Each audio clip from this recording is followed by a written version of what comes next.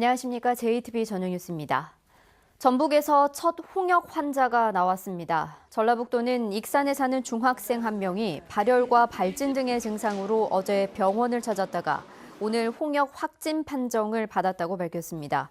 환자는 지난달 말 동남아로 여행을 다녀온 것으로 확인됐습니다. 전라북도는 환자를 집에서 격리해 치료하도록 하고 접촉자와 감염 경로 등을 파악하고 있습니다. 임실 오염 토양 반입 정화 시설을 반대하는 대책위원회와 광주시의 입장이 팽팽히 맞서면서 갈등이 장기화할 것으로 보입니다.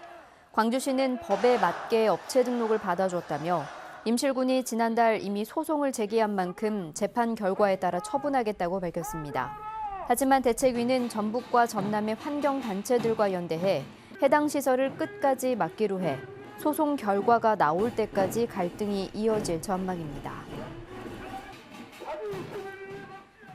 미세먼지가 심한 날에 노후 경유차의 운행을 제한하는 방안이 검토됩니다. 전라북도는 오는 15일부터 미세먼지 저감 특별법이 시행됨에 따라 고농도 미세먼지 저감 조치가 내려지면 노후 경유차의 운행을 제한할지를 검토해 상반기 안에 결정하기로 했습니다. 전북에서 운행 제한이 가능한 노후 경유차는 등록 차량의 15%인 13만 5천 대입니다. 한 해 300만 명이 넘게 이용하는 전주역의 교통시설 개선 사업이 추진됩니다. 전주시는 한국철도공사와 협의를 거쳐 전주역에서 백제로로 진입하는 주행차로를 2차로에서 3차로로 늘리고 배웅하는 차량이 정차할 수 있는 공간 5면도 확보하기로 했습니다. 또 전주역 주차장을 이용하는 차량이 동부대로로 바로 진입할 수 있도록 주차장 출구를 추가하는 등 오는 7월까지 개선 공사를 마무리할 계획입니다. 국토교통부가 전국 표준지 공시지가를 공시한 결과 전북은 평균 4.45%가 올랐습니다. 이는 전국에서 세 번째로 상승률이 낮고 지난해 상승률 5.13%보다도 낮습니다. 전국에서 공시지가가 떨어진 시군구는 울산 동구와 군산 등 두 곳으로 군산은 1.15% 하락했습니다. 군산에 들어선 롯데몰이 지난해 12월 군산 지역의 의류 관련 소송공인 단체에 피해 보상금 명목의 지원금을 지급하기로 합의했습니다. 롯데몰 측은 지난해 4월 군산점 개장으로 피해가 예상되는 의류 관련 지역 소상공인 3개 단체에게 지원금을 3년에 걸쳐 지급하기로 합의했다고 밝혔습니다. 그러나 롯데몰 측은 지역 소상공인과 합의한 지원 금액은 밝히지 않았습니다.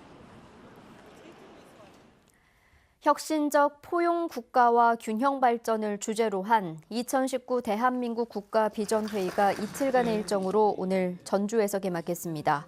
오늘 개막식에서는 송재호 국가균형발전위원장이 정부 균형발전 정책에 대해 설명했고 김부겸 행정안전부 장관이 사회적 대타협의 길을 주제로 기조 강연을 했습니다. 내일은 특별 세션으로 전주시가 추진하는 특례시 지정에 대한 토론회 등이 열립니다. 전라북도가 시군의 도시재생 사업을 돕고 관리할 도시재생지원센터를 상반기에 만들어 운영하기로 했습니다. 센터 운영은 전북개발공사가 맡게 됩니다. 도시재생지원센터는 주민 참여 속에 재생사업이 이루어지도록 활동가와 전문가 양성, 프로그램 개발 등을 돕게 됩니다. 전주지법 형사 4단독은 여행사로부터 뇌물을 받은 혐의로 기소된 전 완주인재육성재단 사무국장 A씨에게 징역 1년 6개월의 집행유예 3년을 선고했습니다. A씨에게 금품을 제공한 혐의로 기소된 여행사 대표 B씨에게는 징역 8개월의 집행유예 2년을 선고했습니다. A씨는 지난 2015년 B씨 등 2명으로부터 인재육성 프로그램 업체로 선정해달라는 청탁을 받고 항공료와 성매매 비용 등의 명목으로 모두 1,500여만 원을 받은 혐의로 기소됐습니다. 전주와 완주, 진안, 임실 등 8개 시군에는 건조주의보가 내려져 있습니다. 내일도 건조한 가운데 대체로 맑겠습니다. 아침 기온은 영하 9도에서 영하 4도로 춥겠습니다. 낮에는 기온이 풀리면서 영상 4도에서 영상 7도까지 올라가 오늘과 비슷하겠습니다. 대기 정체 중국발 스모그까지 더해져 미세먼지 농도는 나쁨 수준을 보이겠습니다. 모레 아침까지 기온이 영하 9도 안팎까지 떨어지면서 춥겠고 그 뒤로 큰 추위는 없겠습니다. JTBC 8시 뉴스 예고입니다. 전국적으로 홍역이 확산되는 가운데 전북에서 처음으로 홍역 환자가 발생했습니다. 지난달 동남아로 여행을 다녀온 중학생 한 명이 홍역 확진 판정을 받아 격리 치료를 받고 있습니다. 1,100억 원을 투입해 군산에 조성하는 중고 자동차 수출 단지가 타당성 조사에 들어갔습니다.